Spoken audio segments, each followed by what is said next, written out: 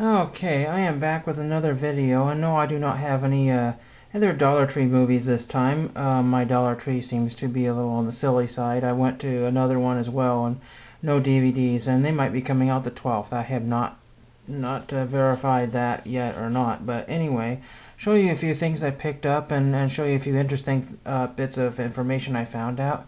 I wrote a comment on somebody's YouTube, and I got a heart from none other than, well, Matt. Oh, there's a Matt Antonelli, but not a heart from him. But I got your heart got a your comment got a heart from Jim Gaffigan, the Jim Gaffigan. Yes, that comedian. I said something so funny that he liked it. It was something about no soup for you or something like that. Going, I don't know, you had to have been there.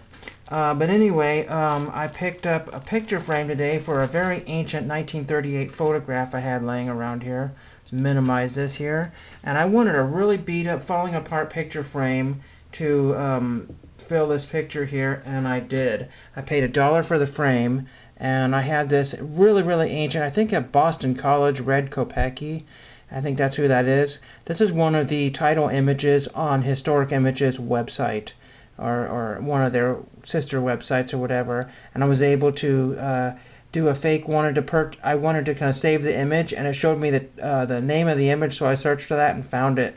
So I got one of the images that they show to promote their stuff of this guy that's flying through the air. It's really pretty cool, and it's dated 1938, and I got a picture frame that probably could even date that old. It's just really beat up to heck and very fragile, and I made a hook for it there, so that's pretty cool.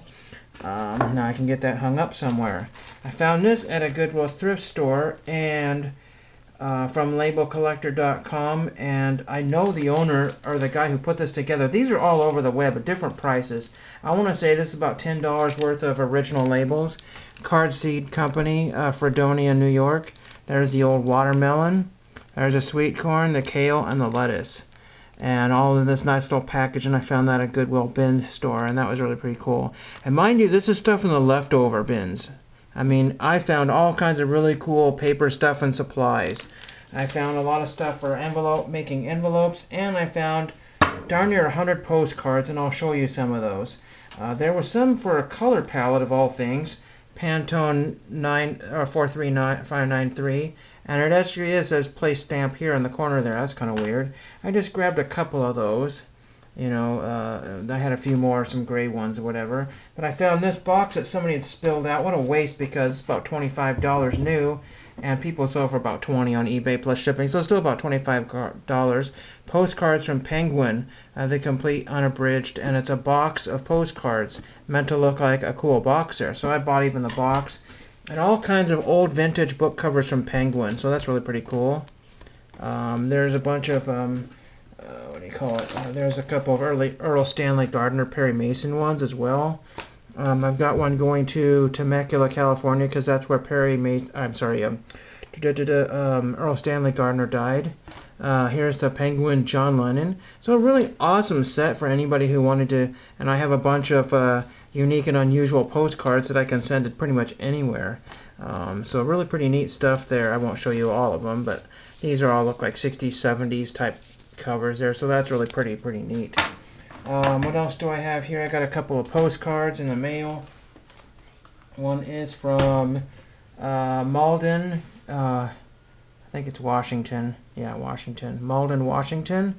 And this is a deer postcard that I found at a thrift store for 50 cents. Yes, I had to pay 50 cents until I had found these. But, you know, these were probably worked out to about a cent a card. So this whole box and a bunch of envelopes and a pile of other supplies was a total of less than $5.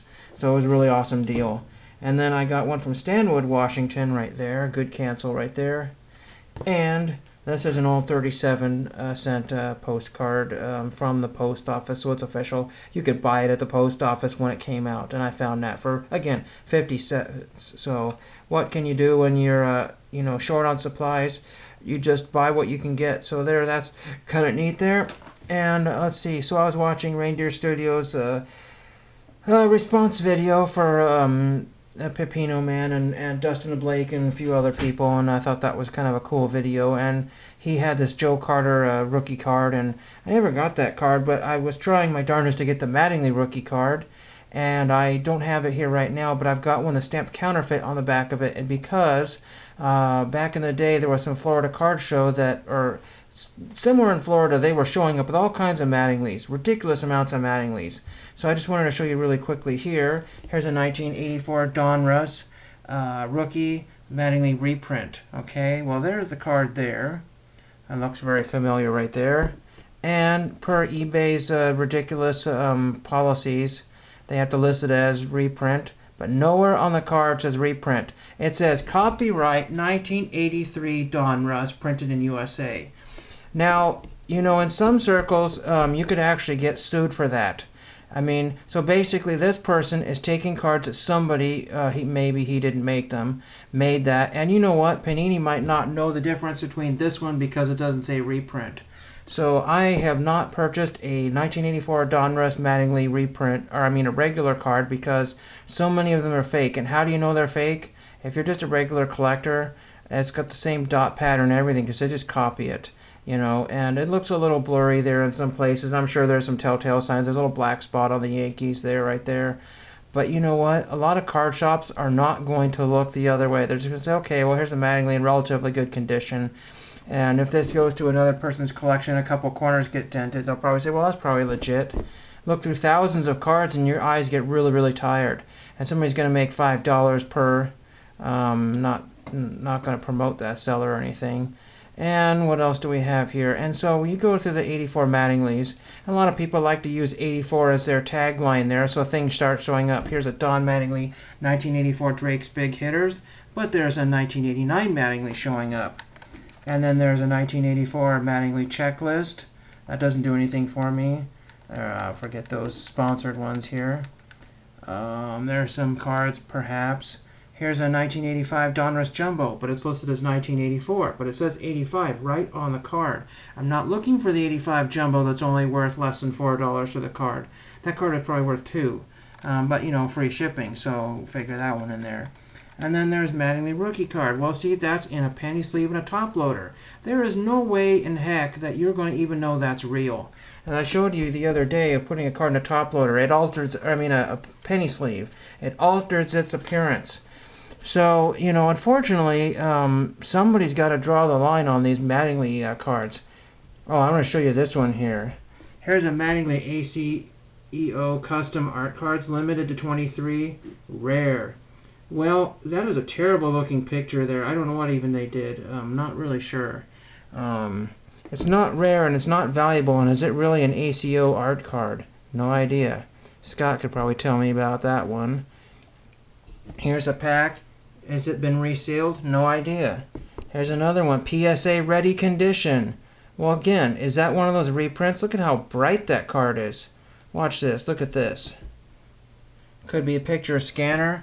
That card looks so weird.